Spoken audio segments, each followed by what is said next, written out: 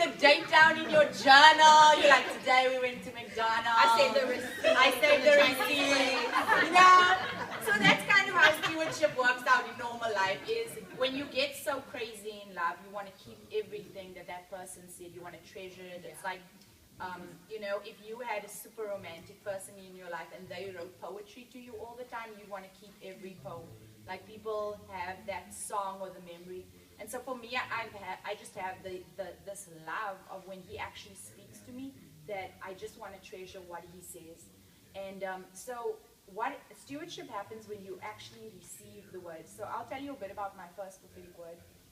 So I grew up in an Anglican church, didn't know much about the prophetic, was a prophetic child, no one ever explained that. So that was a very difficult process for me growing up. But when I encountered a prophet, my life just changed. My life changed completely, radically changed. Because here I'm sitting at this church, don't even know, and this man calls me out in this conference, and he's like, oh, you girl, you the wild one, hey? Stand there. And I'm like, now everyone's going to think I'm like going to clubs or something. You know, and he's like, you're the wild one, you're the wild one. And he's like, you're the one that's going to go to nations. You're the one that's going to go to nations. And he ends up saying, you are going to go to another nation for a season of your life to study the thing you wanted. And this was in 2010, so no one knows when I actually got saved when I was 16. My parents didn't believe in salvation, and I begged them to send me to Bible college. And they actually said, no, you will go to university. There's no Bible college for you. That's nothing to fall back on. Clearly, they did not have a love for the ministry. So 2 days later, the prophet comes back and he says, you, calls me out again. And I'm like, did this man not remember me? Calls my dad out next to me again, calls me out, and he says, you, the thing you wanted to study, God's going to make that happen. And I'm like, oh my gosh, I don't know what I'm going to do with this. So I go, I apply for my passport. I'm like, okay, you know, I'm getting all these opportunities for study, but I'm knowing that there's something in my heart. I'm not telling anyone, but I know this is what he said. And the next season after that word, oh my gosh, it just felt like this could never happen. It felt so impossible. I remember actually crying over my passport. Like, I remember crying month after month over my passport, saying, like, is this really going to happen? But what I did was I put the prophetic, I got the CD of that prophetic word, and I would play it in my car over myself, and I would prophesy that word over me. So much now that I don't even need that CD. I know it word for word. I could write it out word for word. It's so part of my DNA.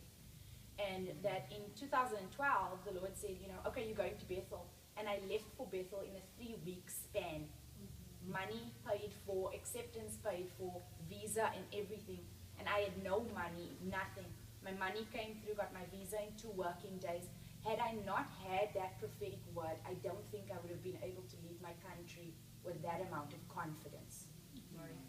But because it had been resonating in my heart for 2 years, and I had to keep it alive. So many people would actually tell you, you know, flush it down the toilet or put it on the shelf. No, people don't know the desires of your heart. So I would actually really keep the word alive. I read over my prophetic words all the time. Read over it. I make sure that I put it on disc. I play it over myself. And even now with some conferences you get DVD, I will watch the word coming again, just so that I know. And people are like, you can never have too much prophetic. Have that enough prophetic over your life. Get around prophetic people so much that that word just becomes part of you. It becomes part of your DNA. So when people actually say, that could never be possible, you're like, please, God's been telling me that for 5 years. It's almost like you get sassy about it. You're like, you know, please, like, shh, no, I just live in African currency, and I live in the dollar. My currency is just 12 times less, and I'm just able to study in the United States. I know, God is that big. Do you know, like, the prophetic word and the stewardship that you have will give you confidence when everything looks impossible. When I left my country, there was no way I could tell South Africans that I was going to the United States to study. It would sound so stupid.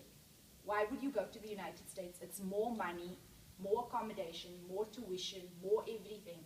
And when you get a prophetic word, a really good one over your life, and it's touched your heart, our advice, Hope will even tell you some advice, she could share one over her life, is I wouldn't discuss it with everyone. Take your prophetic word to someone that's trustworthy, trustworthy, that's walked with you, accountability, but then also take the word to a person that dreams bigger dreams than you, that is actually living out bigger things. It's important when I get a prophetic word that I actually take it out, that I take it to someone. I go, wow, this thing is crazy, but I'm holding it loosely. I'll actually say, Hope, listen to this. What do you think? And she'll go, you know what? I was thinking about this thing the other day, Shannon. Something happened. I was thinking about this. Or just so that you don't, if you take it to the wrong place, what happens is you can say to someone, you know, God told me that I'm going to have this house. And someone someone doesn't have that faith to believe in it, they can shut you down and say, you never even worked for that. What makes you think you can deserve that? So it's important that as you're stewarding your prophetic words, where you actually take them, to actually be encouraged with them. You know, God said this, but I'm not seeing it. Like, just if you've had a word about a healing and you're not seeing it, you need to take it to people that have actually seen breakthrough or faith in that area, because you don't want people to keep you discouraged. You want people that can dream you and give you hope in that area. So I'm just going to release one testimony of stewardship. I was going to release the one about me, but God told me to release a different one.